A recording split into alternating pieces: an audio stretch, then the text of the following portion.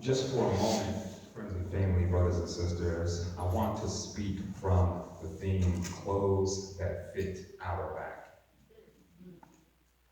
Clothes that fit our back.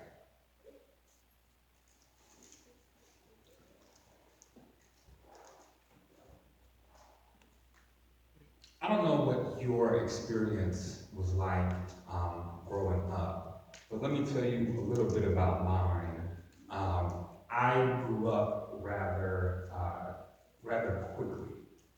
I was always one of the taller people in my grade, and my growth spurts hit seemingly out of nowhere, and I would shoot up just 1 or 2 inches at the oddest or most peculiar times. Most of the time in the middle of a school year after my clothes had been purchased. And then now all of a sudden the clothes that fit me in September did not fit in the same way in December or January.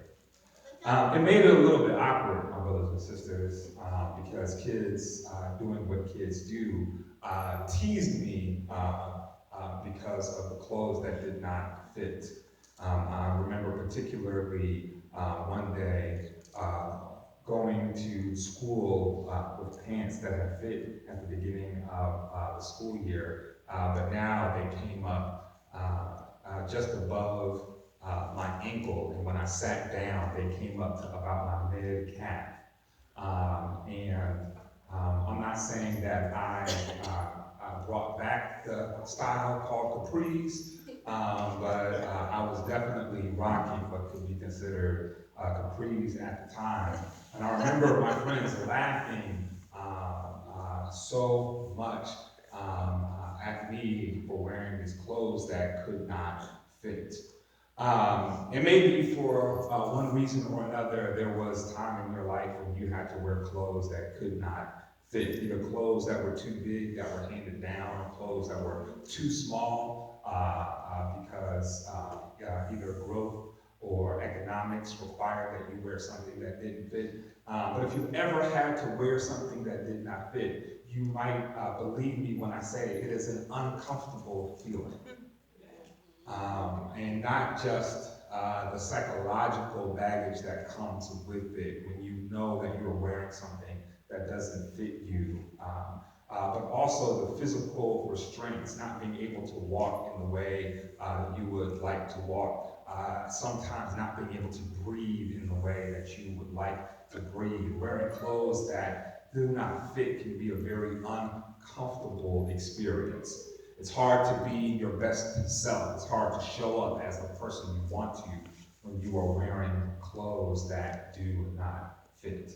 And in a lot of ways, my brothers and sisters, a lot of ways in our lives, we are forced to show up wearing metaphorical clothes that do not fit. Um, uh, I would imagine that I'm not the only person in the room who, if we were honest, would admit that for the sake of maintaining relationships, whether it was relationships with family members, relationships with friends, or relationships with a significant other, I would imagine I'm not the only person who would say that I have gone out of my way or bent over backwards or acted in ways that were not true to myself in order to try to make relationships work, to try to hold on to something, to a relationship that did not fit. My brothers and sisters, just the other day, just yesterday, in fact, I was driving along, minding my own business, driving within the constraints of the law. Realized I was going the wrong way. I got from the lane I was in, the center lane, moved over into the left lane so I could turn into a parking lot. I was going to turn around and come back. And as soon as I turned into a parking lot, from 2 lanes over, here came a police officer with the sirens on to pull me over. And for no other reason than he thought the move that I made to go into the left lane to turn appeared to him to be sudden, and now he wanted to know where I was going and what I was doing. I did not do anything illegal. I did not violate any laws and actions that I took, but because of who I am, because I am a black man driving an SUV and made this sudden movement, he felt the need to stop me to ask questions about who I was and where I was going. As I'm engaging in the conversation, I'm trying to put on my most saved, sanctified, civil voice that I have, but the voice did not fit my emotions. Inside of me, I was angry because I knew the only reason he pulled me over was because I was black. Inside of me, I was upset because I was on a time schedule. There were things that had to be done, and I did not have time to waste my day answering frivolous questions about things that were really none of his business. I felt all of these emotions inside of me, but I could not let my language display the emotions I felt for fear that I may end up like Sandra Bland or like Michael Brown or like the other people who lost their lives at the hands of police officers. And so the outward display of my emotions did not fit what I felt inside. My brothers and sisters, and so I had to wear something that did not fit. And I wonder if there's somebody in here today who, for one reason or another, have had to wear something that did not fit in order to be a part of a crowd, in order to keep a job. In order to make life manageable or easier, in order perhaps even to save your very physical well-being or life, you've been forced to wear clothes, to adopt attitudes, to project an image that was not who you are. My brothers and sisters, that we've all been forced in one time or another to wear clothes that did not fit. As we talk through New Testament stories, my brothers and sisters, one of the things that we see over and over again is that there are a number of people who, being forced to wear these clothes that are not representative of who they are, end up demon-possessed. That the psychic break between their true selves and the image of themselves that is necessary in order to maintain societal well-being causes a break between them, and they go mad trying to defend who it is who they really are in a world that does not have space or make room for people in who they really are. My brothers and sisters, the truth is that this does not just happen in biblical times, and this just does not happen out in society, but unfortunately in the church we have done this too. And maybe it came from good places. Maybe it stemmed from genuine places. Maybe it began, my brothers and sisters, because we tried to help people understand how to fit into a white society in which you had to be better just to be seen as equal. Maybe it began in good places where we tried to teach people social graces or social norms. And so we used the church because it was a central gathering spot as a way to help people to understand these things that would help them to make life just a little bit, just marginally easier as they tried to navigate their way through an oppressive white supremacist system.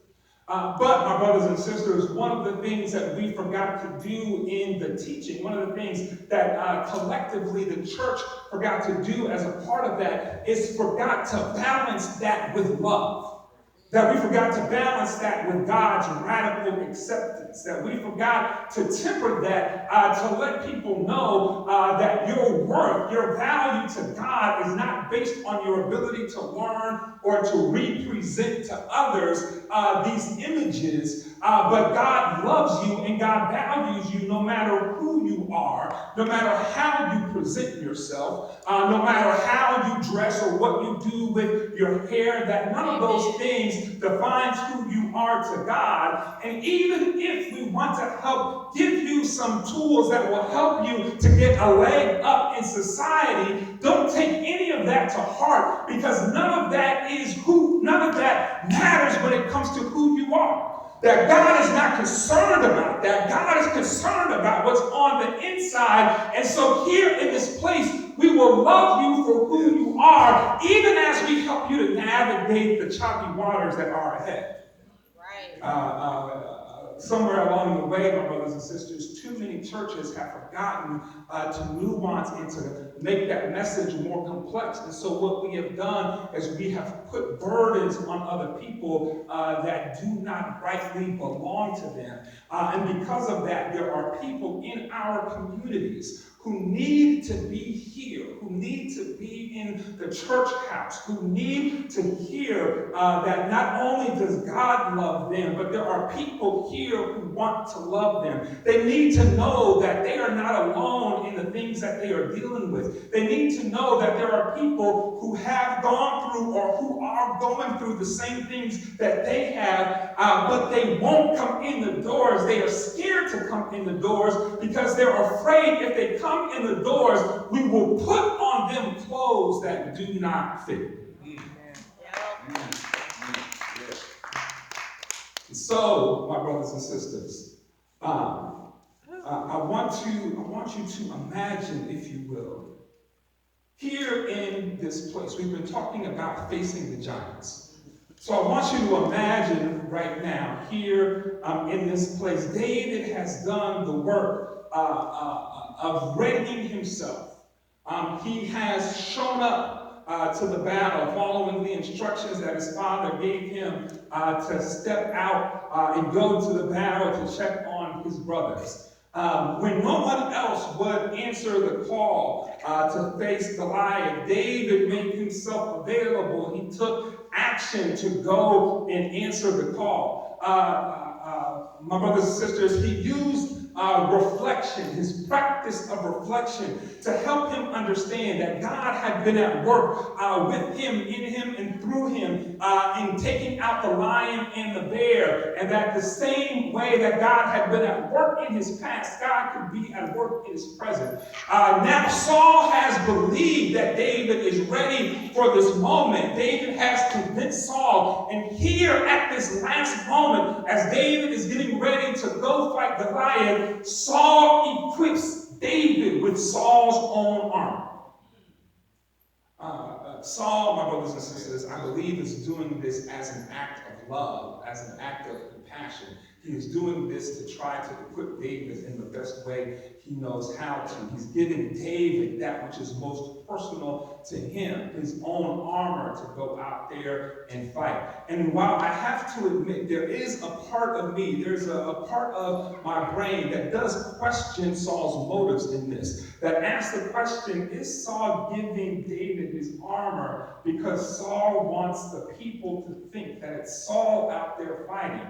That Saul wants the people, when they see somebody walking out into the middle of the battlefield in Saul's armor, they will immediately, their first thought will be, this is Saul going out to fight. And so maybe Saul is giving David his armor because Saul doesn't want the people to know that Saul is hiding in his throne room, scared to go out and face Goliath himself. But if it is not the case, if Saul even has the best intentions in his heart, and he's doing this solely to protect David, my brothers and sisters, what David realizes as soon as Saul places his armor on him is that David can't move in the way that he needs to move. David can't do the things that he needs to do. Saul's armor doesn't fit David. It is constricting. It is constraining. He's not able to operate in it. He is not used to it. He has not been trained in how to walk or how to fight in Saul's armor. And so David can't do anything as long as he has Saul's armor on. Brothers and sisters, I want you to imagine if this text had played out differently, if it had followed a different trajectory, if David had gone to fight Goliath in Saul's armor, then the story of David and Goliath might not be the story of a seemingly underdog who has come back and made a great victory. It might be the tragic tale of somebody who was outmatched and came to an early demise and lost their potential, whose potential was wasted because Goliath slew David on the battlefield. If David had walked out in Saul's armor, my brothers and sisters, David might have joined the list of people whose lives were lost too soon and too young, who never got a chance to live up to their potential, my brothers and sisters. If David had walked out in Saul's armor, then the story might have been drastically different. I raise this, my brothers and sisters, because I believe one of the reasons why, particularly the Black church in America, is at this moment of crisis right now. One of the reasons why we are looking around, and despite our prayers, and despite our faithfulness, and despite what has been some gains in the Black community, we have seen tremendous losses. We are seeing a regression in the public will as it relates to moving for justice for people. We have seen as much opposition as we've seen strength to rise up. One of the reasons, my brothers and sisters, is because I think in the Black church, we are trying to fight with clothes that don't fit us. We are trying to work. We are trying to operate. We are trying to live. We are trying to connect with God in ways that are not connected to who we are as a people, in ways that aren't true to our identity, in ways that force us to deny parts of ourselves in order to connect with God. And I want to remind us, my brothers and sisters, is that of the thing that we know, or that we should know, is that God does not need you to change in order for you to connect with God. Amen. Great. That God seeks to, desires to, longs to connect with you, as the songwriter said, just as you are. There is no change necessary for God to love you. There is no redirection necessary in order for God to accept you. You do not have to give up who you are in order to be loved by God, my brothers and sisters. But God loves you just the way you are, because the truth is God made you. God knows who you are, my brothers and sisters. God knew who you were going to be before you were even formed. And so God wants to reach out and love and connect with each and every one of us just as we are. My brothers and sisters, that there is no change that is required. I want you to remember, when God called Moses, Moses was not a passionate, charismatic leader trying to get people out of their bondage into liberation. Moses was a fugitive. Moses was a felon. Moses was a murderer who was on the lam, who had run from Egypt, who was out hiding, trying to lay low and start a new life, my brothers and sisters. And when God called Moses, God did not ask Moses to change.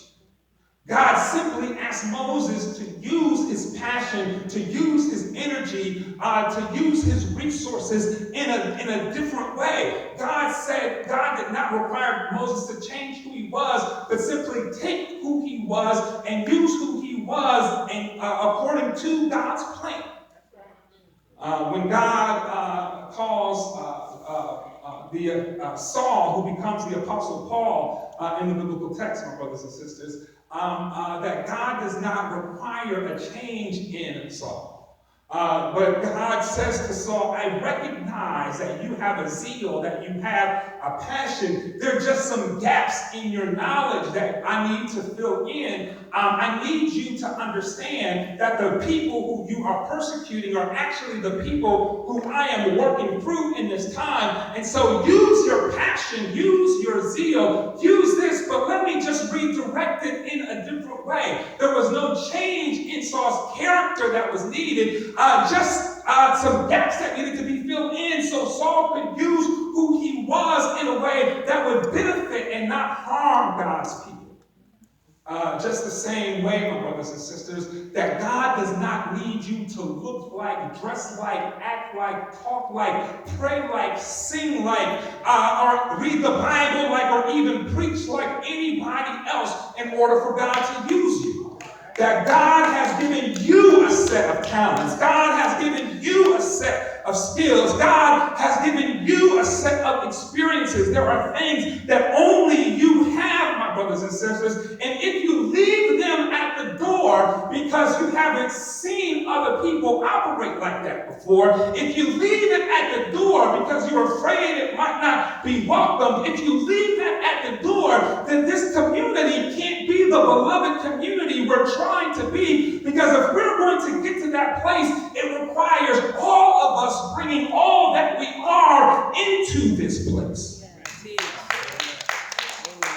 It's why I'm so glad that Elder Don was willing to take time to prepare himself, to put on the makeup on his face, to prepare his spirit to mime, because we haven't had mime in the life of Beloved Community Church before, but there is a ministry that happens through that. That can be transformative to people. There is something that happens when we are willing to use our bodies in that way, that God is able to minister things to our spirits through the use of our bodies. And what would it look like if we took that practice and it wasn't just one or two people who were able to use that, but what would it look like to teach mime, especially to young children who, as they are trying to figure out what is happening in their minds and their emotions as they are dealing with the trauma that is occurring all around them, that they are not just simply asked to do this from an intellectual space, but if they came into the church, we would find a way for them to use their bodies to be a part of worship so that God could minister to their spirits while they are using their bodies in a way that they will not understand, no matter how many times we ask them to recite the Lord's Prayer, no matter how many times we ask them to read the 23rd Psalm, no matter how many times we read to them the Sunday school lesson. There is a different way that God can connect with them if we invite them to use their bodies in the way that God used his body today. Amen. But we can't do that if we leave our gifts at the door. And I want to lift that up, my brothers and sisters, not for us simply to applaud God and celebrate God and say we need more of that, but for you to take out a mirror and look inside of yourself and ask, what is it that God has given me that I've been leaving at the door? What are the gifts? What are the interests? What are the passions that God has been giving me that I have not brought in because I feel like maybe they don't belong? Because I feel like if I share this part of myself, that maybe I'll be rejected. What is it that you have put on other people's clothes that don't fit, my brothers and sisters, in order to be in this space? There's a challenge, brothers and sisters, and part of the challenge is that the way that Christianity has been shaped for our popular imagination. It has been shaped as a religion of exclusion. It's been shaped as a religion that leaves people out. That if you don't fit into a narrow definition of what it means to be Christian, that you are not loved and accepted. But that's not who we are. That's not who we have been, my brothers and sisters. And I want to encourage us. I want to encourage us to be willing to shed these clothes that don't fit us in order to search for, remember, rekindle who it is that we are. This is why I am an advocate reader of liberation theology, why I love the writings of James Cone and Kane Hope Felder and Dolores Williams and others, because their writings help me to remember that the way that other people have done theology, particularly the way that white people in America have done theology, not only is not the only way to do theology, but oftentimes it has been politically motivated by an attempt to capture control and power in their hands, my brothers and sisters, and that no matter how much I try, I cannot take a theology that was meant to demonize me or to destroy me and use it to empower me or to save me. That a theology that was designed to kill me, my brothers and sisters, can never be the theology that saves me, which is why I had to turn off. I had to let go of white evangelical preachers, even ones that are talented, even ones who have a particular gift. I had to let go of them because the theology that they are operating out of was ultimately like rat poison. And if you know anything about rat poison, you know that rat poison, actually 90% of the chemicals of rat poison are good for you. In fact, 90% of the chemicals of rat poison are the same medicines that's used to help people with heart issues. It's just that last 10% that will kill you. In bad theology, my brothers and sisters, is like rat poison. That some of it may be helpful, some of it might encourage you, some of it might help you to have a better devotional life, some of it may help you to be a better friend or a better spouse or a better co-worker, my brothers and sisters, but the other 10% of it will kill you. And because it is so embedded in, it is so wrapped up together, my brothers and sisters, it's hard to be able to separate the good parts from the bad parts. It's hard really to understand what is it that will help you and what is it that is forcing you to deny who you are, my brothers and sisters. And so it is why I continually ask us to get out of, to step out of, to release ourselves from these white theologies that do not fit who we are.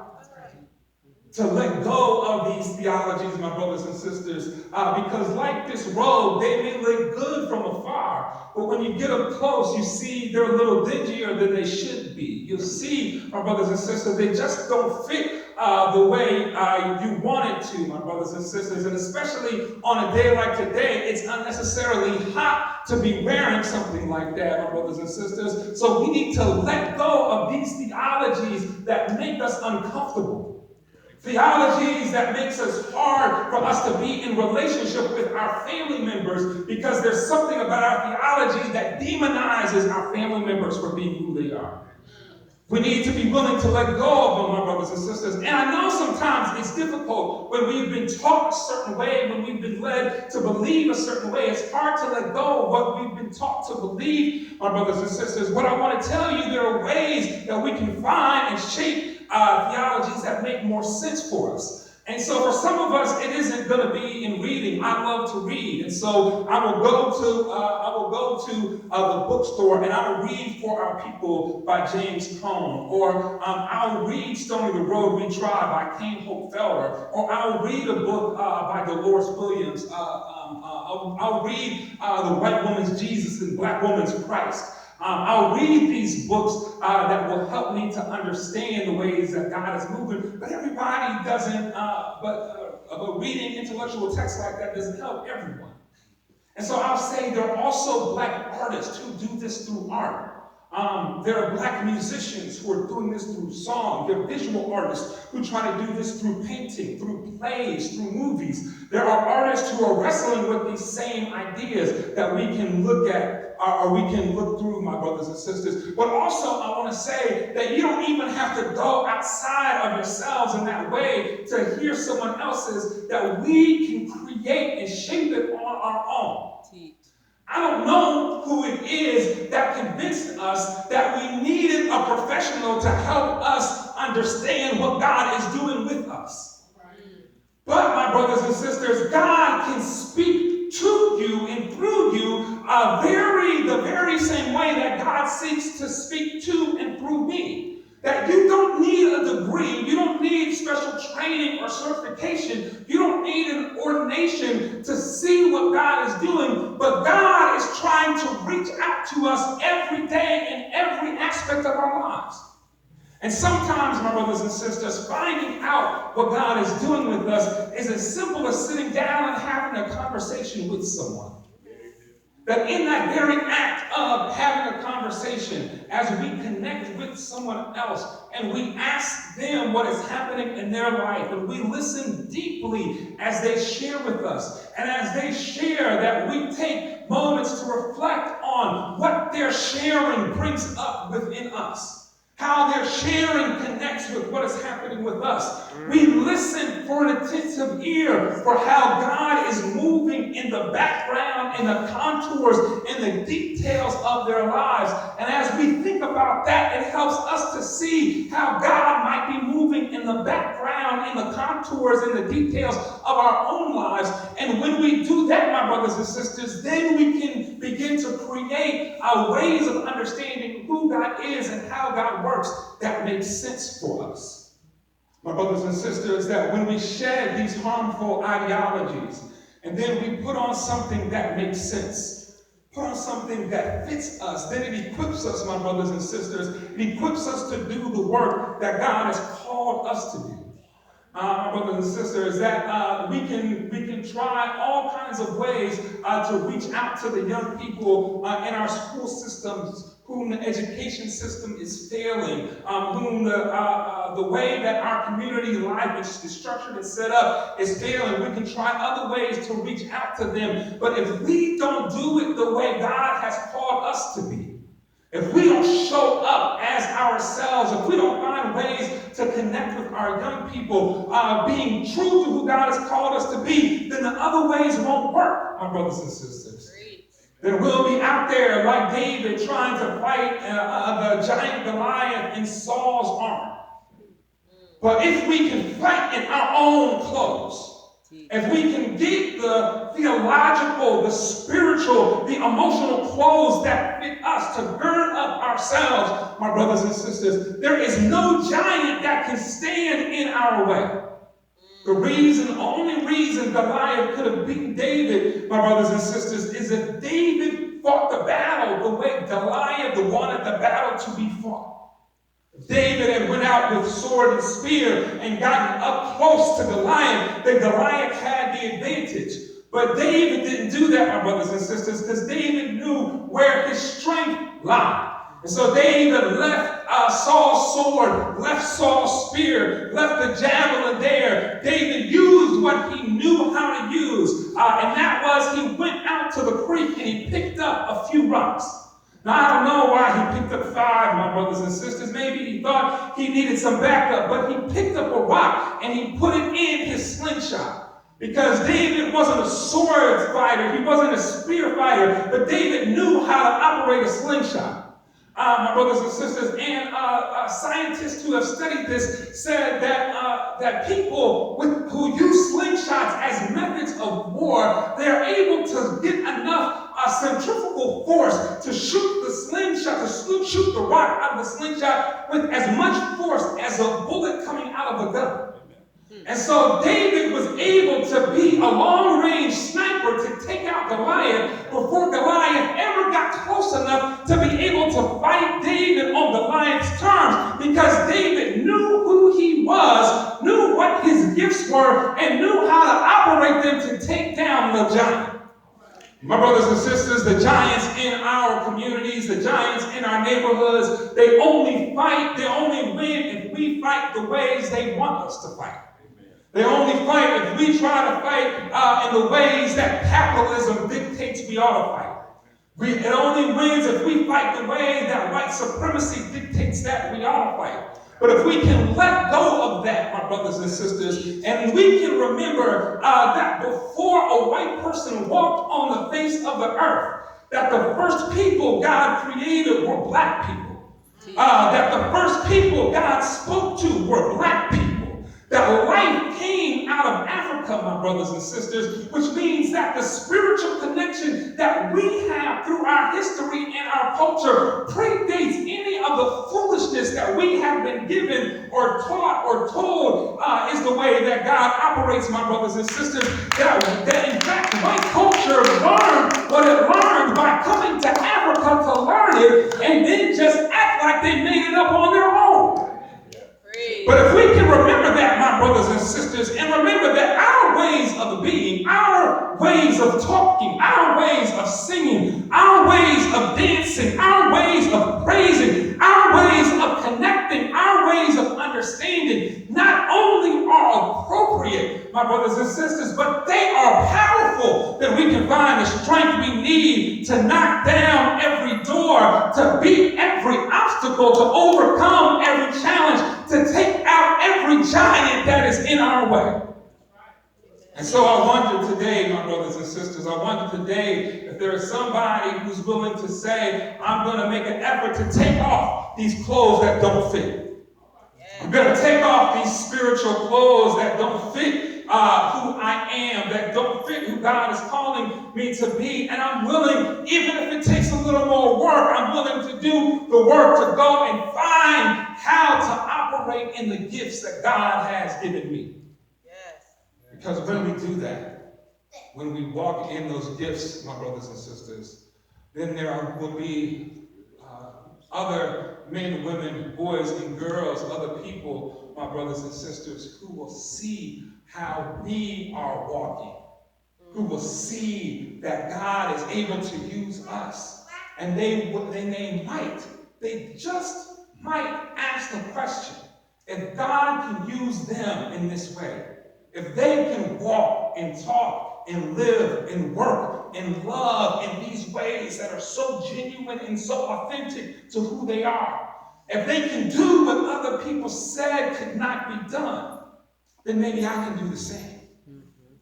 And by our walk, by our witness, my brothers and sisters, we can invite others to be and to find, to explore who it is God is calling them to be. We have a practice that we call response to the word.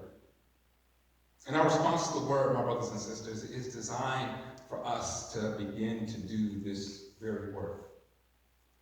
It's designed for us to listen deeply as our neighbor shares what God is saying or doing with them in this moment. And as we listen, it is to also hear what God is saying and doing with us. And how even our neighbor's story might help to unlock another layer of our own story. And so I want to invite you at this time to take a moment and ask the question, God, what is it that you are saying to me?